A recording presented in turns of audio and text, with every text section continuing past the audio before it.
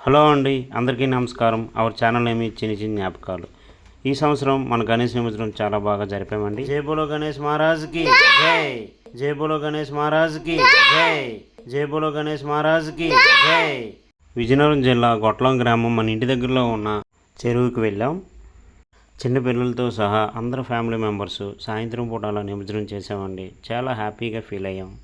ఉదయం పూజ చాలా బాగా జరిగిందండి. సేమ్ అంతే రెట్టింపుతో సాయంత్రం నిమజ్జనం కూడా చిన్నపిల్లలతో సహా అందరూ తల మీద ఆ మట్టి వినాయకుడు చూస్తున్నారు కదా, బోలో గణేష్ మహారాజ్కి జై అని చాలా ఉత్సాహంతో అందరం కూడా నిమజ్జనం చేశాం. ఆ చెరువు, ఆ ప్రకృతి, ఆ ఎన్వైర్న్మెంట్ అంతా కూడా చాలా న్యాచురల్గా అనిపించింది.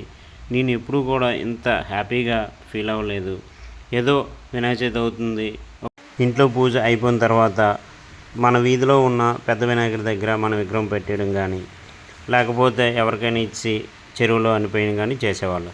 కానీ చూస్తున్నారు కదా ఎంత చక్కగా మనం నిమజ్జనం చేస్తున్నామో, అది రియల్గా చాలా చాలా హ్యాపీగా అయితే అనిపించిందండి. అలా పూజ అయినంతరము ఆ పుష్పాలు, ఆ పత్రిలు అన్నీ కూడా నీటిలో కలిపేసామండి. అంతా చక్కగా నిమజ్జనం కంప్లీట్ చేసుకొని ఇంటికి బయలుదేరుతున్నామండి. చుట్టుపక్కల ఉన్న ఆ గ్రీనరీస్ని చూస్తున్నారు కదా ఎంత బాగుందో. మనం ఎంత చివరి వరకు చూసినా కూడా మొత్తం పొలాలు, మొక్కలు, ఆ కొండలు, ఆ ప్రకృతిని చూసి చాలా హ్యాపీగా ఫీల్ అయ్యాం.